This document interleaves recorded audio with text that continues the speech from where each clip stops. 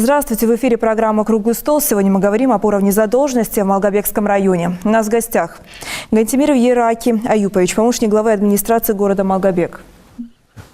Богатырев Алихан Артаганович, начальник отдела администрации Малгобекского района.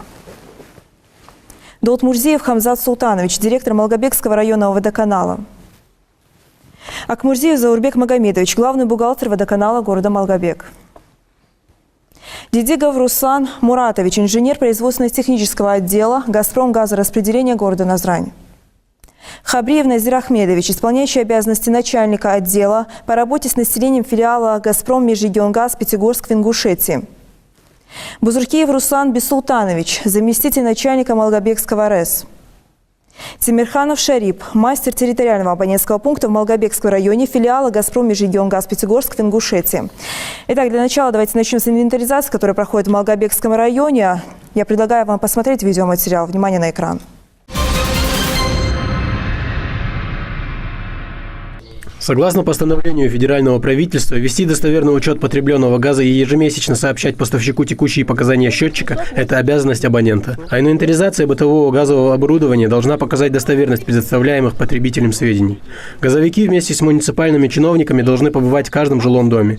А там, где у домовладельцев нет четкого понятия об инвентаризации, им приходится еще и задержаться. На данный момент присутствует 5 групп. От районной администрации присутствует 10 человек, которые по 2 человека в 5 группах, они разделены. Проведено на 13 число, где-то свыше 300 абонементов проведено газоотведения и где-то 216 домовых владений составлены акты. Ежегодно в России люди гибнут из-за взрывов бытового газа. Связывают это с тем, что с 2004 года на газовом рынке появилось множество компаний, которые не смогли обеспечить качественную установку оборудования. И уже в 2008 году было принято постановление, обязавшее потребителей заключать договоры на техническое обслуживание газовых приборов. Здесь задействованы представители с разных регионов России, в том числе Вологда, Ярославль, Волгоград. Они проводят тщательную проверку, проводят инвентаризацию жилищного фонда. Проведение инвентаризации вызвано большим количеством жалоб абонентов на необоснованные начисления. Будут проверяться все газораспределительные сети республики, а также пресекаться несанкционированные или самовольные врезки. В этом заинтересованы как потребители, так и поставщики. В принципе, население в данный момент относится, можно сказать, идут навстречу. То есть имеется в виду, люди разрешают проверять свою отапливаемую площадь, разрешают проверять свои приборы потребления газа. Нет таких исключительных моментов, где люди просто-напросто отказываются провести инвентаризацию. Работа по инвентаризации инициирована руководством компании-поставщика и поддержана руководством республики. Всего инвентаризацию должны провести в 3 этапа – по Малгобекскому, Сунжинскому и Назрановскому районам. Закончить же ее нужно к 1 ноября. Помимо этого, газовики организовали еще и практическую консультационную работу. Рядом с зданием администрации района развернут мобильный офис, в котором специалисты отвечают на вопросы, связанные с потреблением, поставкой и оплатой газа. Промежуточные итоги инвентаризации вы уже представляли главе республики. Теперь, пожалуйста, расскажите нам, как обстоят с этим делам. На сегодняшний момент у нас в Малгобекском районе проинвентаризировано нижние очелки, средние очелки, верхние очелки, Седах, Новый Редант и Зязиков юрт. Проинвентаризировано 5319 абонентов домовладения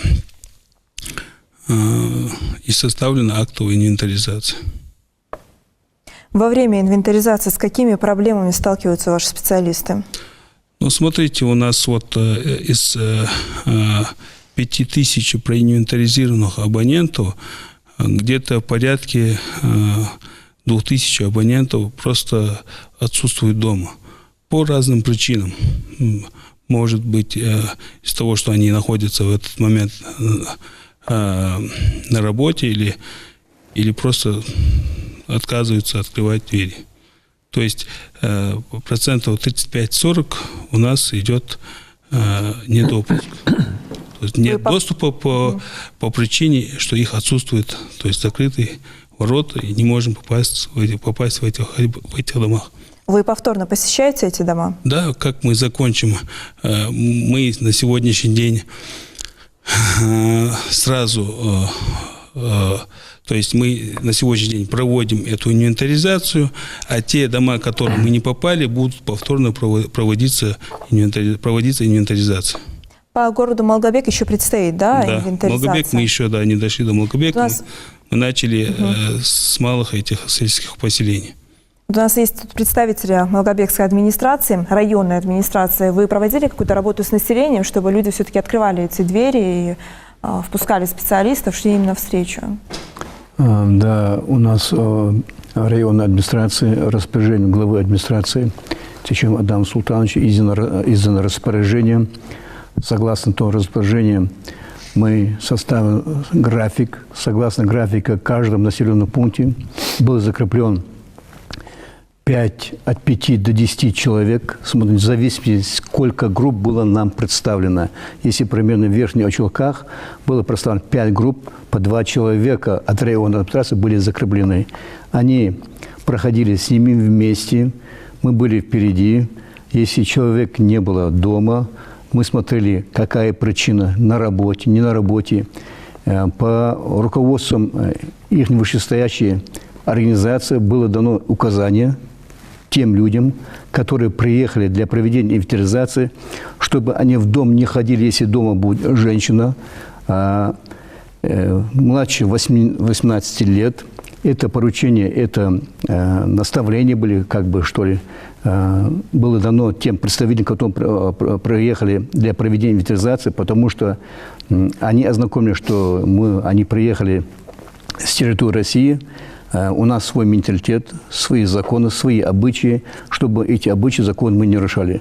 Поэтому со стороны администрации было оказано всяческое содействие в предоставлении представителей районной администрации.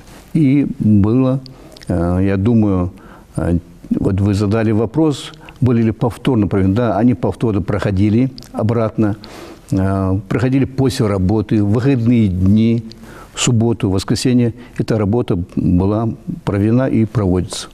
Вот напомните, пожалуйста, еще раз, сколько, вы сказали, домовладения обошли и сколько не открыли двери? Освежите мне, у нас на сегодняшний день 2354 абонентов, которые у нас мы не имеем доступа. Из это скольки? Получается 45%. 45%. Ну, это, конечно, внушительные цифры. Внушительно. Я думаю, я этой цифры не готов. Я примерно, как представитель районной администрации, я проходил с группой в селе Верхние Очелки, потому что мы были разбиты в каждом селе, каждая группа. В Верхних Очелках максимум было 250-300 человек неоткрытых. Это не значит, что они не открывали. Это надо понимать, кто составляет акты. Там было указано, их могло быть дома, нету, на работе, куда-то уехали в командировки или вообще не живут в том доме. Там было много причин. Это причины мы выясняли, узнавали. Потом даже те контролеры, которые работают в их учреждении, они сами потом уже с представителями сельской администрации ходили обратно вечером и проводили. Я не знаю, цифра может быть и правильная, но я не знаю этого. Ну, вот таких данных у меня нету. Нам о Верхних Очелках. У нас есть видеоматериал, как проходила инвентаризация именно в Верхних Очелках. Внимание на экран. Повышение тарифов на газ с 1 июля охватит практически всех абонентов. Если учесть, что немало среди них и неплательщиков, то эта инвентаризация должна исключить рост задолженности за потребляемый газ и обеспечить население голубым топливом в полном объеме. Группа из нескольких контролеров, привлеченных к инвентаризации из соседних регионов, проверяет практически все. Работоспособность газовых счетчиков, наличие у абонентов договора с поставщиком газа и даже возможные нарушения со стороны абонентов. В первую очередь мы смотрим пломбировочную обвязку. То есть, чтобы все было продето в своих местах и не было возможности снять счетчик самовольно, то есть абоненту. Вот. В дальнейшем мы проверяем наличие пломб, сверяем номера пломб, чтобы все, номер счетчика, дату выпуска, межповерочный интервал счетчика. То есть, пригоден ли он в данный момент к использованию и может ли он правильно учитывать расход газа данного абонента. 5 групп контролеров одновременно работают на разных участках Верхних Очелков. Домовладение по улице Исымбаева. Газовики осмотрели прибор учета газа, измерили отапливаемую площадь дома, а после зафиксировали у себя данные из домовой книги и техпаспорта домовладения. Лемка.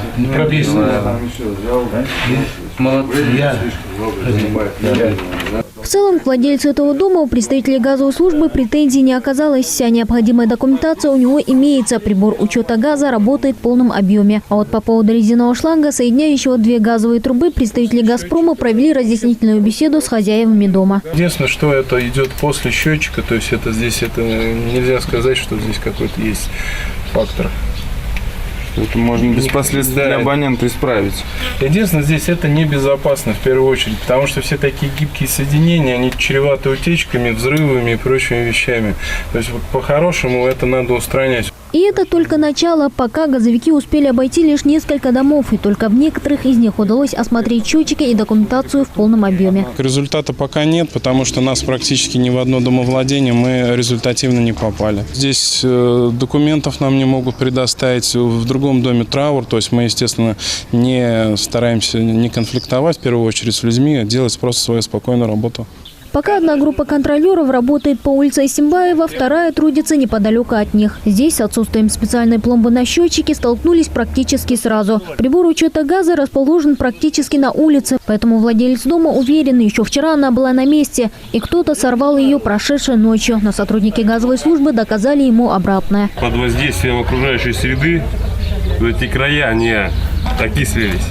То есть эта пломба сорвана не вчера и не позавчера. То есть она сорвана гораздо раньше. Данный счетчик газовики перепломбируют, а вот хозяину домовладения придется сконструировать небольшой железный ящик, который закроет его со всех сторон. Таким образом и доступ к прибору учета газа будет только у хозяев дома. Впрочем, газовики не устают напоминать абонентам, что инвентаризация газового оборудования принесет пользу в первую очередь потребителям, поскольку в случае чего они будут точно знать, сколько кубов газа им предоставляет поставщик и какую сумму они должны заплатить за использованное голубое топливо. А те, у кого до сих пор нет счетчика, или те, за кем числятся какие-либо нарушения, смогут исправить их и пользоваться природным газом согласно закону.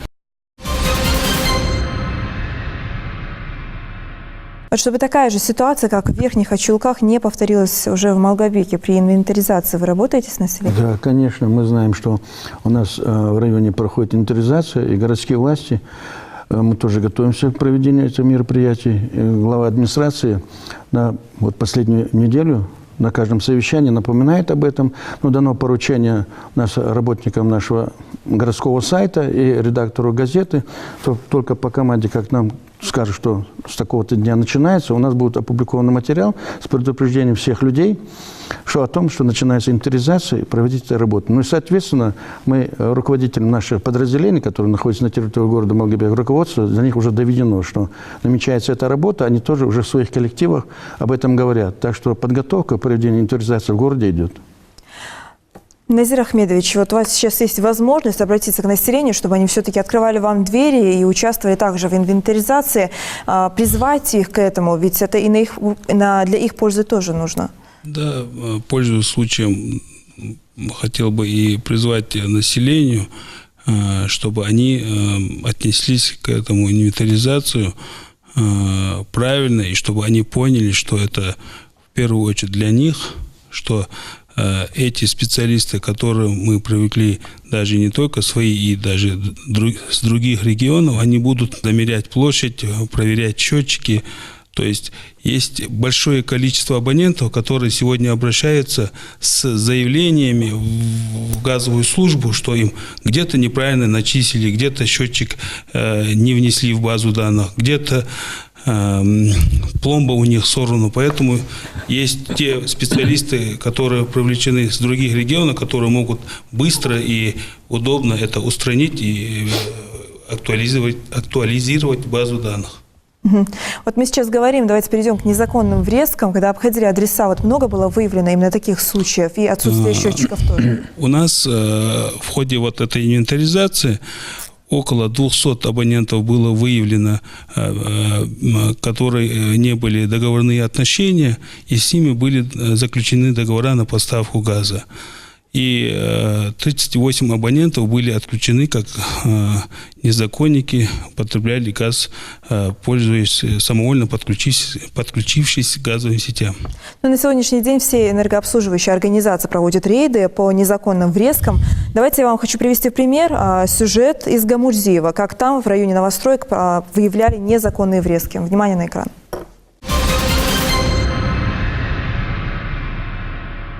Такую картину здесь можно наблюдать практически на каждом шагу. От газопровода прямо в дом без каких-либо счетчиков учета потребления протянут резиновый шланг. По сути, жильцы этих новостроек, самовольно подключившись к магистрали, воруют газ. Поэтому участники рейда тут же срезают все эти незаконные врезки. Впрочем, ни для кого не секрет, что как только участники рейда уедут, местные жители без особого труда вновь подсоединятся к газопроводу. Впрочем, кое-кто из них поступает проще, пытаясь уговорить газовиков не отрезать незаконную врезку. Мол, в доме остались маленькие дети, их надо пожалеть.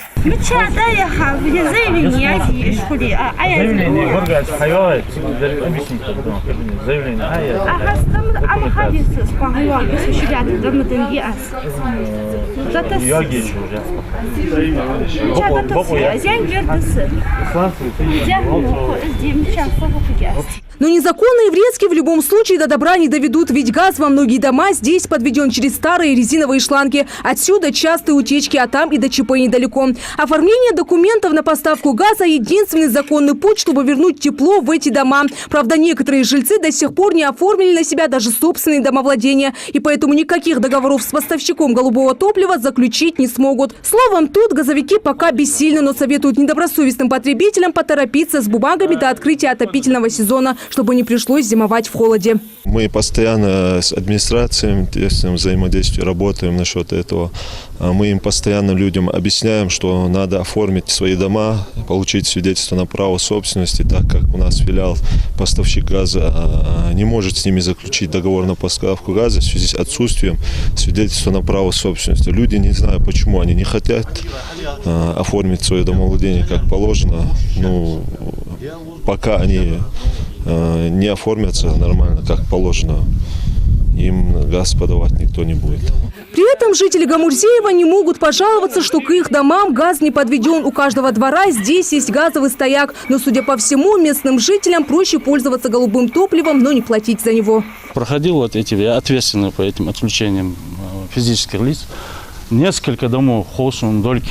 Бывает до 10 дома. Вот таким шлангом, диаметр этого шланга, это ахул подсоединенный. Так, он смотрит, где он выйдет сверху. Вой газ, где он дик хайогат, вой где он адло, вой газ масхан тегат, бесплатно. Это бесконечно продолжаться. Ходать. Впрочем, подобные нарушения были выявлены практически во всех местных домах. Жаль только, что поговорить с самими жильцами у нас не получилось. Кого-то не оказалось дома, кто-то прятался, лишь завидев видеокамеру. А вот газовики нам твердо обещали. Они не прекратят свои рейды, пока до жителей Гамурзиева не дойдет простая мысль, что за тепло, комфорт и газ в доме пора начинать платить. Мы сейчас говорили о том, что необходимо узаконить отношения потребителей и поставщиков. Что необходимо сделать этим потребителям, чтобы все-таки оформить этот договор, то есть узаконить отношения с поставщиком газа? Первые его действия какие? Я отвечу на этот вопрос. В первую очередь абонент должен получить земельный участок, где проведено газификацию и где проведено электричество и воду. Администрация сельских поселений, они должны этим обеспечить населению. Но у нас как получается, мы получаем земельный участок и сразу начинаем на них строить.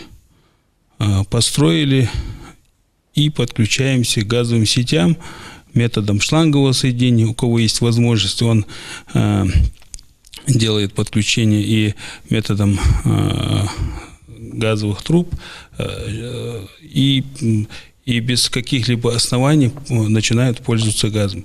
В первую очередь абонент должен обратиться в газораспределительную организацию, где он должен написать заявление, попросить, чтобы они ему провели, то есть это та специализированная организация, которая имеет право проводить данную работу. То есть самовольно абонент это делать не может. Он не специалист, тем более это стратегический объект, газ. Не каждый может подключаться без ведома газораспределительной организации. В данном случае газораспределительная организация выдает абоненту, давайте все-таки, у нас есть специалист, газораспределительная организация. Значит, коротко. Начинать газификацию нужно с получения технических условий на подключение к существующим газовым сетям. Технические условия выдает газораспределительная организация. На основании выданных технических условий составляется проектно-сметная документация на газификацию.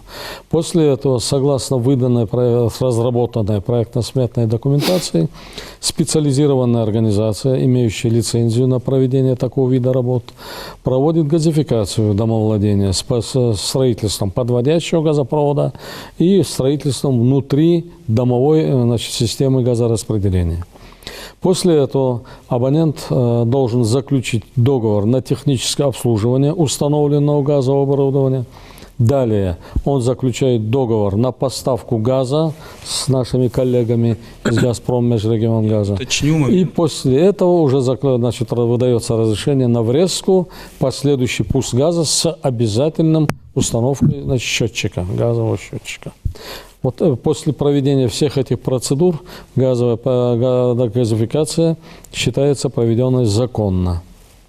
Дополните, пожалуйста. Да, вот тех процедур, которые нам только что прокомментировал специалист специализированной организации, абонент должен нам, то есть согласно 549 постановлению, а именно порядок, утвержденный постановлением правительства Российской Федерации за номером 549, он должен нам направить оферту с приложением тех документаций, которые он получил от газораспределительной организации, документ, подтверждающий право собственности, справка о составе семьи. Это тот перечень, который нам утвержден постановлением Российской Федерации. Он должен нам направить оферту, и правительство Российской Федерации, согласно этому порядку, нам дает разрешение проверить эти документы в течение 30 дней. Мы не обязательно сразу должны к нему побежать и подключить его. То есть подключает специализированная организация по нашей заявке. Мы даем добро ему подключиться. А почему-то население вот на сегодняшний день думает, что газовик должен к нему прийти на дому и там же оформлять, то есть заключать с ним договор. А наоборот, получается, абонент должен направить оферту, то есть это заявление с приложением вот этих документов. Тогда поставщик газа вправе в течение 30 дней рассмотреть это заявление. В случае, если есть основания подключить, мы проводим, то есть даем заявку специализированной организации, где они и подключают абонента. В целом, по норме, сколько времени должно занимать это действие все? То есть проверка документации нам государство разрешает в течение 30 дней. А вот какое время он должен подготавливать эти документы, это получается на свое усмотрение, да, абонента. А если оформляется подобный договор, необходимо наличие юридического адреса? То есть у нас домовладения право собственности подтверждает, что юридический адрес этого домовладения. Но нередко владельцам счетовых домов, ну или вагончиков, для них это бывает проблематичным оформление подобных, скажем так, жилищ и мест своего жительства. Вот как им быть в такой ситуации? Ну, согласно постановлению 549, без права собственности мы не имеем права с ними заключать договора на поставку газа. Это или кирпичный дом, или щитовой. То есть данное домовладение должен принадлежать абоненту, которому мы заключаем договор. Хорошо. Теперь давайте перейдем к вопросу, который мы уже озвучили, это задолженность по коммунальным платежам именно в Малгобекском районе, ну и в целом по республике. Вот расскажите нам, какой уровень сегодня, и проведите, пожалуйста, сравнительный анализ с предыдущими периодами аналогичными. У нас вот на сегодняшний день за 6 месяцев, то есть за 8 месяцев 2016 года всего начислено 120 миллионов 503 тысячи 877 рублей. Из них оплачено абонентами 56 миллионов 996 тысяч 783 рубля. Получается это 47,3% уровень оплаты. А вопрос уже к районной и городской администрации. Вы взаимодействуете с газовыми службами вот именно в плане погашения задолженности? Конечно, в начале Нового года, первые рабочие дни, главой администрации было издано распоряжение, были созданы рабочие группы, в которые вошли сотрудники администрации и всех подведомственных организаций. Мы совместно выходили ежедневно на рейды по сборам платежей и по газу, по воде, и по электричеству. Эта работа всегда проводится, работники газовой службы об этом знают. И вот как отметил работник нашего подразделения, что в этом году сборы, конечно, у нас намного лучше, чем были прошлые годы. Но это, конечно, связано с тем, что вот именно более ответственно и администрация подошла к этому вопросу в связи с созданием этих рабочих групп, потому что мы проходили практически по всем домовладениям, которые находятся на территории нашего города, объясняли людям, что вечно такое положение не может создаваться, чтобы не платить за потребляемый газ. Люди, конечно, в основном это понимают, и поэтому проводят соответственную оплату. Вы хотели дополнить? Кстати, не только в Малгобекском районе, даже и по республике у нас на сегодняшний момент идет динамика роста оплат за газ. Это благодаря главе Республики Ингушетия, правительству Республики Ингушетия. Мы видим распоряжение правительства, главы республики, нам огромную помощь оказывает глава администрации сельских поселений, то есть помогает нам собирать, то есть делать сбор среди населения. Можно я дополню? Как предыдущий сказал Ярави, такая же комиссия создана у нас, работает, взаимодействие очень даже хорошее, это разговор не о том. Просто я хотел дополнить отношение к тем, что какая работа проводится с населением. У нас 12 сельских поселений, и если говорить Вайнамет Ялчи, Рузбани, на пятничном молитве, это обязательно у нас представители из Горгаза, представители газовой службы и обязательно представители сельской администрации или районной администрации проходят, говорят, доводят, имамами доводят. Не только там эта работа проводится, также у нас работа проводится, у нас согласно плану проводятся сходы в сельских поселениях. Это каждый год. На сходах также представители и газовой службы, представители сельской администрации, районной администрации отчитываются, говорят, какие работы проводить надо. Обязательно, чтобы они платили. Эта работа проводится, и с этим какой-то прогресс, заметный прогресс в этом отношении наблюдается. Теперь давайте передадим слово электросетям. Вот по Малгобекскому району, как у нас обстоят задолженность, дела с задолженностью именно за электроэнергию?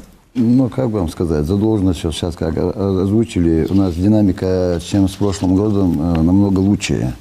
Вот как Ярари сказал, администрация очень сильно помогла. Мы выезжаем, постоянно работаем. Ежемесячно раздаем извещения, уведомления.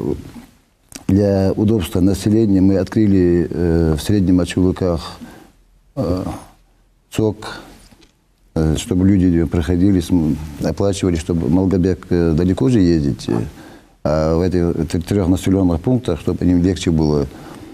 Ну, что еще?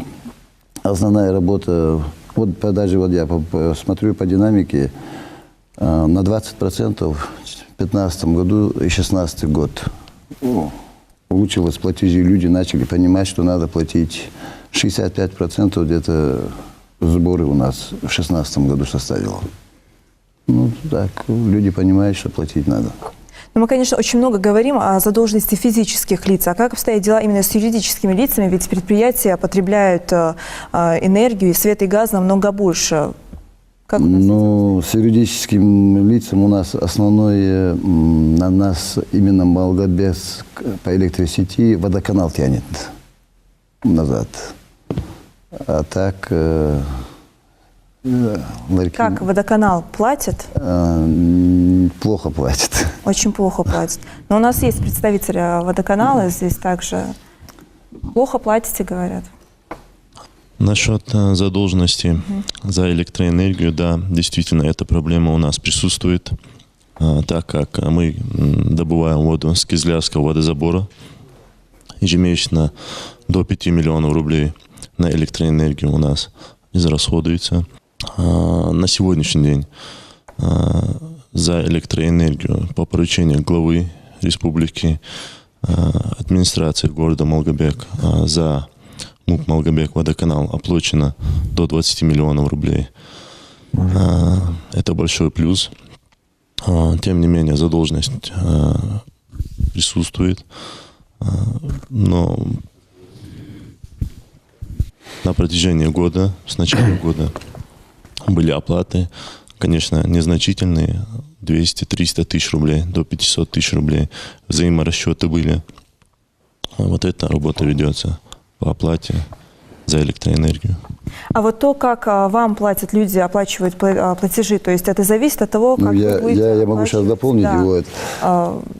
Вот смотрите, себестоимость 1 куба воды, добываемой воды, около 43 рублей. По тарифам, установленным РЭК Ингушетии, на 1 июля 2016 года 1 куб воды составляет 25 рублей 79 копеек. Естественно, с каждого куба воды мы теряем около 12-13 рублей. Вот этот минус. Нерентабельность. Да, нерентабельность. По постановлению правительства Республики Ингушетия было установлен тариф 5,45 куба на одного человека. Но так как большинство количества абонентов с начала года устанавливает водомеры, счетчики, потребляемость воды и оплата, соответственно, уменьшилась. Но общий сбор по динамике вырос на 20% по отношению к аналогичному периоду 2015 года. Это около 6 миллионов рублей у нас идет прирост по сборам платежей в этом году.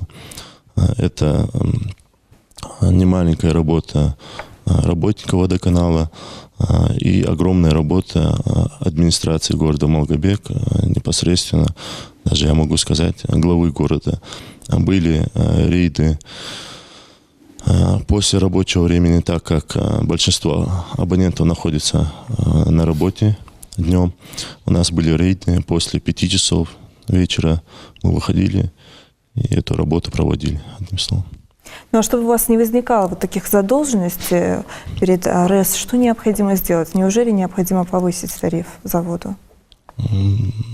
Получается так, или нужно МРСК именно по Малгобек водоканалу, именно по водоканалу, где добывается вода, уменьшить тариф на ту разницу, которая будет более реальной, или поднять тариф на воду. По сравнению с другим с предыдущим периодом, в 2016 году, как я сейчас сказал, динамика очень сильная. У них сейчас задолженность около 20 миллионов только осталось.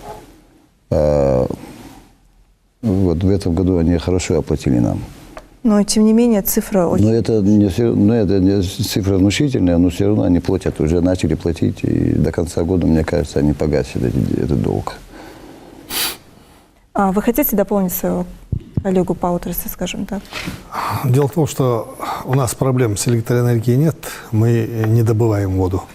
Нам воду поставляет ГУП «Ингушводоканал» с Карташского водозабора и со Слепцовского. Угу. А как у нас обстоят дела с задолженностью, с оплатой? В целом процент невелик. но он лучше, чем в прошлом году. Это однозначно. Если разбить юрлица и физлица, по юридическим лицам у нас, в принципе, нет проблем. Мы стоим на пороге 100%. Нестабильная цифра, но, скажем, если в одном месяце 70%, в другой месяц там порядка 130-140%, добирают бюджетные организации, школы, за 2-3 месяца платят один раз. Поэтому общая цифра близка к сотне. С физлицами проблема, и очень серьезная проблема. Практически понятие платежная дисциплина, как таковая в населенном пункте, по крайней мере, Малгобекского района, ну, ее нет. Нет желания. Как вы думаете? Вы понимаете, вот есть категория людей, которые в конце месяца приходят, подают показания и рассчитываются за ту воду, за которую они взяли. Их 5-7%, я их знаю в лицо. Остальные категорически не хотят идти даже в сторону водоканала. Мы практически ежедневно проводим рейдовые мероприятия. Представитель администрации только что об этом говорил.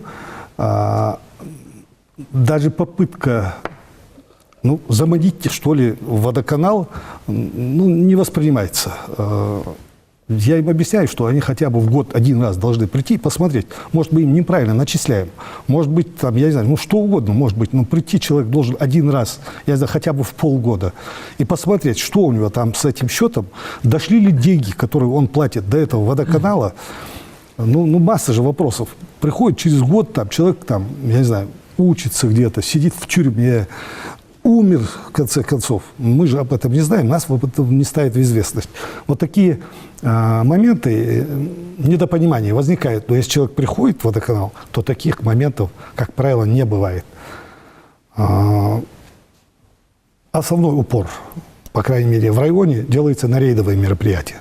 Хотя каждый потребитель обязан прийти и оплатить услугу, которую он получил в течение месяца календарного. Никто не должен ходить по дворам и просить эти деньги. Потребитель обязан оплатить услугу, которую он получил. По договору он обязан это делать. Но, естественно, этого нет. Ежедневно у нас также нет контролеров. Ни одного контролера в районном водоканале нет. Были какие-то подозрения, что контролеры могут там быть нечисты на руку, скажем так. Их как класс ликвидировали на корню. Сегодня сбором занимаются служащие водоканала. Бухгалтер по юрлицам, по физлицам, инспектор отдела кадров, начальник абонентского отдела. Вот эта категория людей ежедневно, планово обходит населенный пункт за населенным пунктом. В сопровождении, скажем так, в поддержку нам районная администрация дает 1-2 человек в зависимости, насколько там они могут нам оказать такую поддержку. Проводим рейдовые мероприятия. Вот здесь какой-то сбор мы имеем. Также в основном платят пенсионеры в момент получения там пенсии. Да? Вот это самая такая категория людей, которая дисциплинирована в этом плане. Но опять с ними у нас проблемы какие? Вот условно проживает там, семьи большие, там, чтобы легко было считать, 10 человек, да? Норматив 45 кубических метров на человека, в рублях для района это 135 рублей, условно на 10 человек 1350 рублей, допустим, да, он должен заплатить в месяц. Вот там приходит человек, он считает, что он 500 рублей отдал, и для воды этого достаточно. Вот там, я каждый месяц плачу.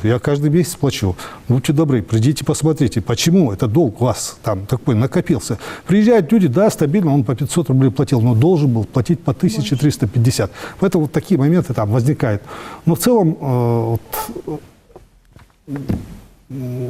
Хамзат Султанович, вот крайние меры, которые вы можете прибегнуть, да, вот в случае неоплаты, вот какая? Знаете, самая крайняя радикальная мера – это отключить от поставки услуг, отрезать трубу, которая идет во двор. Она тяжело применима. Потому что резать нужно там под землей, учитывая, что у нас система распределения воды запущенная до нижних, я не знаю, пределов, в населенных пунктах практически нет. По секторам отключить невозможно, по улицам нет задвижек. как правило, на входе в село стоит одна задвижка. Если мы хотим кого-то отключить от услуг, мы должны отрубить все село, ждать сутки, пока разбор весь не разберут, а потом уже как бы копать эту трубу. Это очень дорого. Мы ее не применяем только в крайних случаях. В течение этого года мы какие принимали радикальные меры? Обращение в суд. Мы через суд ОМЧС забрали 143 тысячи, которые они не платили, затягивали. А у нас сейчас порядка 70 дел, где-то на 240 тысяч в суде. Вот через суд мы какие-то деньги там вытаскиваем. Но вот отключить потребителя в наших условиях практически мало да, реально. Конечно, в вашей отрасли это довольно проблематично, но вот у энергообслуживающей организации это все делается очень легко. У них просто. Просто перерезается провод. Давайте посмотрим на экран, вот как они ликвидируют незаконные врезки, незаконные подключения. Когда жители района Новостроек в Гамурзиево решили взять в свои руки заботу в собственном светлом будущем и без спросу подключились к линии электропередач, они, видимо, забыли, что за все коммунальные блага вообще-то положено платить. Напомнить забывчивым потребителям контрафактных киловаттов о том, что долг платежом красен и должен сегодняшний рейд. Сегодня у нас проводится мероприятие в отношении потребителей, осуществляющих бездоговорное потребление. К сожалению, у нас есть факты массового подключения к сетям, к электрическим сетям потребителей в отсутствие договора, в отсутствие соответствующего заявления в адрес сетевой организации для подключения. Фронт работы у энергетиков велик. В день им приходится обследовать порядка полусотни домов. Но, например, на улице Солнечной им уже не раз приходилось отрезать незаконных потребителей от бесплатного света.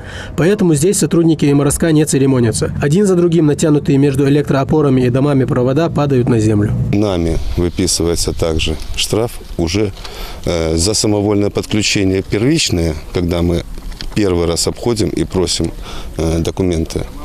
Штраф составляет порядка 4300 рублей. Достаточно часто сознательные граждане предоставляют нам документы.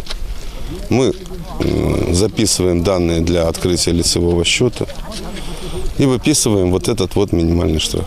Дома отрезаются от света один за другим, но с претензиями из ворот к энергетикам никто не выходит. Может, никого действительно нет дома, а может, делают вид, не желая разбираться с сотрудниками МРСК. Разве что любопытные дети бегают за нашей камерой, переживая, из-за чего они лишаются любимых мультиков. Кстати, за самовольное подключение к линии электропередач нарушителям грозит штраф. А если нарушение не первое, то размер штрафа будет увеличен. Сотрудники МРСК, составив акт об административном правонарушении, передают его в компетентные органы. К сожалению, те мероприятия, которые мы сегодня проводим, они носят несколько такой. Мы идем навстречу в отношении этих граждан-потребителей. Мы выезжаем на место, и в случае, если потребитель готов заключить договор, на месте фиксируются его данные, выписываются с паспорта, и далее выписывается минимальный штраф за это бездоговорное потребление. И дальше мы его заводим в базу, и он уже может полноценно потреблять электроэнергию и, соответственно, пользоваться всеми правами как гражданин-потребитель. Одним днем работа энергетиков с неплательщиками не ограничится. Судя по всему, резать самовольно накинутые провода им придется здесь еще не раз. Хорошо, хоть работа несложная, знай себе, работай плоскогубцами. А вот недобросовестным потребителям электроэнергии их самовольство влетит в копеечку. Так, и вновь вопрос к вам. У вас также остро стоят проблемы с отсутствием договоров? Понимаете, у нас договора в основном есть порядка близко к 90% есть договора. Именно на основе этих договоров мы и обращаемся в суд о взыскании этих долгов. Проблема физического их отключения для нас почти непреодолимая проблема. В силу того, что коммуникации находятся под землей, и отключение их в силу массы проблем практически невозможно. Да, действительно. Энергосети, к вам вопрос, и, в том числе и к «Газпрому». Да, если люди обратно подключатся к этим сетям, в этом случае как вам нужно быть? За самовольное подключение, сейчас как-то озвучил, Вот у нас сейчас материал, подготовленный материал. Вот сегодня я эти материалы смотрел перед тем, как сюда вы приехали. На 2 миллиона 800 тысяч мы уже подготовили и передали в суд. Сейчас будем изымать. Их будет арестовывать пенсию, машины, где это что-то. Мы завалили суды все этими материалами. Так, у меня вот просьба, это раз начал. Федеральный закон номер 307 от 3.11.2015 года для населения. Вот штрафные санкции, которые сейчас несовременную оплату ежемесячно человек, если не платит, вот этот закон сейчас вышел, пеня очень сильно начисляется. Да. Мне просьба к гражданам, чтобы они вовремя проходили и платили. Дополните. Раньше, когда у нас тот абонент, который самовольно подключился, платил штраф от 1500 до 3000 рублей, то сегодняшний день это будет от 10 до 15 тысяч рублей физические лица, а юридические от 100 до 200 тысяч. Ну, давайте вот технической службе кто-нибудь из специалистов нам скажет, чем чревато подобное незаконное подключение, в общем, да и вообще самостоятельное подключение к газовым сетям? Ну, во-первых, как правило, эти подключения проводятся некомпетентными специалистами с нарушением требований промышленной безопасности на резиновых шлангах. И я сам наблюдал, значит, случаи аварийных ситуаций, когда из-за вот таких вот самовольных подключений взрывались дома и погибали люди. Так что большая просьба к населению, к людям, не обращаться к некомпетентным людям по поводу подключения к газовым сетям, а проводить это все законно на основании требований нормативной документации. В этом случае риск возникновения аварий и несчастных случаев значительно уменьшается. Если говорить об установке счетчиков, вы хотите дополнить? Если говорить об установке счетчиков, сейчас люди охотнее это делают. Вот очень много призывов было установить счетчик, будете платить меньше, будете платить только то, за сколько вы, как говорится, употребляли, сколько этих ресурсов. Как обстоит с этим дело? Ну, здесь я хотел бы тоже дополнить. У нас вот по водоканалу, главный бухгалтер здесь сидит. У нас на сегодня, по-моему, более 95%, да, заключенные договора. Но это о чем говорит? Люди поняли, что если устанавливаются счетчики, это и по воде, и по газу, и по свету, люди поняли, что намного эффектнее, экономичнее. Потому что затраты, допустим, если сегодня нам проходит, оплачивать надо было, если у нас нет счетчиков разных, то по кубатуре, там, сколько там квадратный метр жилье, столько-то начисляется, вот газовики, и электрики, и водоканал не так делали. А сегодня, когда человек устанавливает счетчики и по воде, и по газу, то, соответственно, там оплата где-то, ну, в разы, очень намного меньше. И, конечно, люди сейчас в основном поняли правильность этих действий, и многие, значит, жители наших домов устанавливают вот эти счетчики.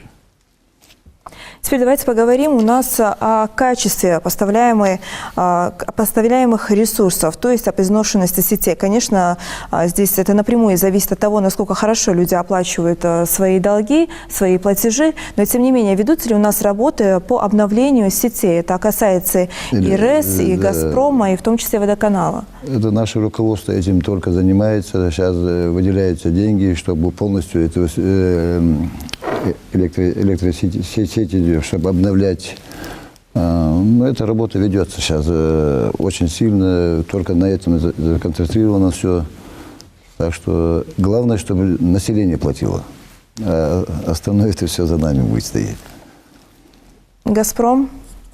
Значит, по линии газопроводов, значит, существует немалое количество газопроводов, которые отслужили свой нормативный срок.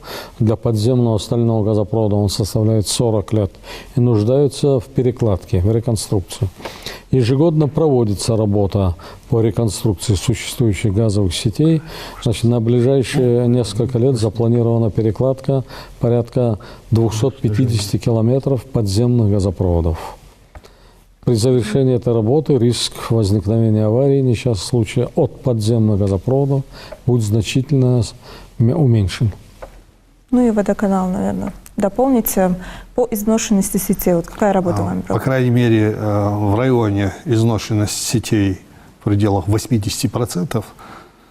Я имею в виду внутрипоселковые разводящие сети. Замена их одномоментно нереально вообще никак. В этом году частично самые запущенные участки меняются. Сегодня в Инарках участок меняется несколько сот метров, в Сагапшах меняется. Также наметили установку накопительных баков в этом году в поселке сельского поселения Зязиков-Юрт и Новый Редант. Там из-за недостаточного объема воды в резервуарах в конце села летом практически вода к концу села не доходила. Это Зязиков-Юрт, в принципе, самый проблемный был, потому что там стоит резервуар, который установлен там, в момент, когда это село создавалось, на 800 человек. Учитывая, что там количество людей сейчас в 4 раза больше, емкости не хватало. В этом году там будет поставлена емкость. Она и для Зязикова-Юрта, и для северной части Нового Реданта. Вот такие работы проводятся сегодня. Но сети в крайне изношенном состоянии. Крайне изношенном состоянии. Ну и то, что, у нас потери воды очень велики только из-за этого. Да, явные потери мы устраняем. Явные. Вот бьет из-под земли фонтан, да, мы понимаем, что все раскапываем, ремонтируем. А есть скрытые потери. Вот буквально позавчера в Зязиково-Юрте меняли, была авария, вскрыли трубу, но она как сито. Электрод на нее ставишь, куски, вот такие куски ржавой трубы проваливаются. Приходится ее выкапывать там, до более-менее живой трубы. Изношенность велика, и именно из-за этого у нас процент низкий сбора больше половины. Зависит от того, что у нас потери большие. Мы воду, которую получаем от Ингуш-водоканала, больше половины теряем. Вот из-за этого и процент низкий. Но тем не менее, самые запущенные участки буквально в эти дни меняются. Вот если бы вам хорошо оплачивали платежи, вы смогли бы поменять эти трубы? Мы же это и объясняем, что все это, взаимосвязано же. Если человек за воду не платит, то, естественно, откуда эта труба возьмется? Откуда эти задвижки возьмутся? Те деньги, которые оплачивают потребители, их на содержание аппарата МУП они хватают. А дальше, чтобы что-то на них купить, на деньги, которые сегодня потребители платят, замена сетей невозможна. Такая проблема, конечно, у нас тоже в городе, но хотелось бы отметить, что, конечно, вот за последние 2 года обеспеченность водой, конечно, в городе Малгобеке, я считаю, что у нас сейчас на хорошем уровне. Большая работа тоже проводится по замене линий. Вот во многих местах, вот как и раньше говорили, отмечалось здесь, что вот вода идет напрямую, чтобы сделать какой-то ремонт, приходилось закрывать полностью эту улицу или перекрывать даже подачу воды в городе. Но вот за эти 2 года у нас во многих местах установлены, работниками водоканала, при помощи, конечно, администрации проводит большую работу, установили задвижки. И теперь в любое время мы эти работы, в основном, конечно, по городу, проводим довольно успешно. Вот как отмечает наш коллега, тоже, конечно, вот внутренние разводящие линии по городу тоже находятся в таком состоянии в плохом. Соответственно, администрация проводит определенные работы. Эти работы, конечно, проводятся. Но, как вы отметили, конечно, в основном, если бы мы смогли бы еще больше увеличить сборы, люди сами могли поднять этот вопрос, чтобы тогда бы, конечно, работа эта еще лучше была более на высоком качестве. Хочется сделать такой вывод, что именно те и газовики, и электросети, вот у них идет рост платежей только лишь потому, что вы можете прибегнуть к крайней мере. Вы можете просто отрезать людей от газопровода, или же в том же случае от электросетей. Вот, конечно, в вашем случае это более проблематично. Наверное, и с платежами такая плачевная ситуация. Очень обидно, что с нашим населением необходимо идти на крайние меры. Будем все-таки надеяться, что люди будут осознавать, что платить необходимо, и от этого напрямую зависит то, насколько качественно они будут получать эти ресурсы к себе в дом или же к себе в квартиру. Я напомню, мы говорили об уровне задолженности по коммунальным платежам в разрезе именно Малгобекского района. У нас в гостях были Гантимиров Ераки Аюпович, помощник главы администрации города Малгобек. Богатырев Алихан Артаганович, начальник отдела администрации Малгобекского района. Долтмурзиев Хамзат Султанович, директор Малгобекского районного водоканала. Акмурзиев Заурбек Магомедович, главный бухгалтер водоканала города Малгобек. Дедигов Руслан Муратович, инженер производственно-технического отдела «Газпром-газораспределения» города Назрань. Бузуртанов Руслан Бессултанович, заместитель начальника Малгобекского РЭС. Хабриев Назир Ахмедович, исполняющий обязанности начальника отдела по работе с населением филиала «Газпром» Межрегионгаз Пятигорск Ингушетии. И Тимирханов Шарип, мастер территориального абонентского пункта в Малгобекском районе филиала «Газпром» Межрегионгаз Пятигорск Ингушетии. На этом время нашей программы подошло к концу. Я с вами прощаюсь. Всего доброго.